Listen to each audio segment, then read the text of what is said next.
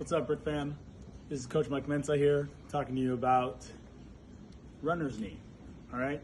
So, yeah, now that we're getting a lot of running outside, I've been getting some emails and people asking me about how do I avoid, the bottom of my knee hurting or patella hurting, because now I'm running on the streets rather than running on shoe form. All right. Usually, in my other profession as a chiropractor, being some physio, we deal with what we call runner's knee or patellar tendonitis, and that's an inflammation under the patella, right? It's usually a result of a lot of stress and compression or compressive forces building up right under the knee. So then you get some inflammation at the end of the run, or even just when you're starting out. Some people get it right at the beginning, but what it is your body just not used to these forces, so it's loading and putting some inflammation there to protect you. Now, why does this happen? Usually it's a result of inefficient running form, so loading the knee too much, so like we are kind of pounding and hitting the ground real hard, or we're landing in front of us, right? And you're braking each time because your stride is in front. So if you go back to the video where I talk about running form, learning how to run efficiently and landing underneath you allows you to make the forces go straight down rather than break at the knee, then go back down, okay? Now, how do you avoid, or how do you prepare to not get runner's knee? Or how do you avoid getting runner's knee? Some good things that you can do is focus on stretching your quads. Because what happens is, with all that force, you're building up tension in these quadricep muscles, right? These are powerful. These are not doing anything in the back. Your hamstrings aren't doing anything. It's your quads that are loading. And when after a while, you're actually just going to build that tension right at the bottom of your kneecap and that patellar tendon or the quadriceps tendon. So you want to work on stretching the quads as much as you can. We have our basic quad stretch, right?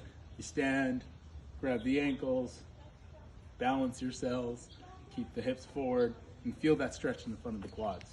You can also do the couch stretch. A lot of us do that, right? Those are all lengthening the muscle, avoiding compressive forces. The other thing you can do, foam roll. It's going to help break up any kind of adhesions in the muscle tissue, and then stretch after. Both of those work together to increase the ability of your running stride and make you nice and fluid. Other things you can do, take your hypervolt, go down the length of the muscle, again, and stretch, right? Now, if you do have some patellar tendonitis, you're feeling it after you run, ice first to decrease the inflammation at the bottom of the knee. It helps to kind of decrease that pain, but also move that any kind of inflammation that wants to build up there. Another thing that I do is called a cross friction massage. It's kind of like myofascial movement.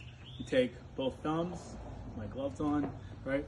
If I'm sitting down, I kind of will go to the tendon, which runs right at the bottom of the patella, down to my shin, like that little tibial tuberosity, and I kind of go across with my thumbs and then go up and down. I'm disrupting the blood flow that wants to go there to cause inflammation. So when you kind of break it up by going across and then going up and down, right, you're just disrupting whatever inflammation's there, and then it kind of flushes it out, okay? So cross friction massage combined with some ice is a good way of disrupting or moving whatever pain you're feeling there. And then working on the massage, I'm working on the muscle length with stretching. Foam rolling is definitely going to help loosen up this tissue. Another muscle that's really good to work on with this kind of injury is your psoas muscle, because it does also affect the length that you're able to get in your stride. So do some foam rolling at the psoas, or do some deep stretches like your basic Superman or deep lunge stretch. Get the arm up, bend it away. You can feel that little hip flexor get nice and loose. If you have any questions, please feel free to write me or write any one of us, and we'll get back to you with any other tips you may need for patellar tendonitis. I don't know what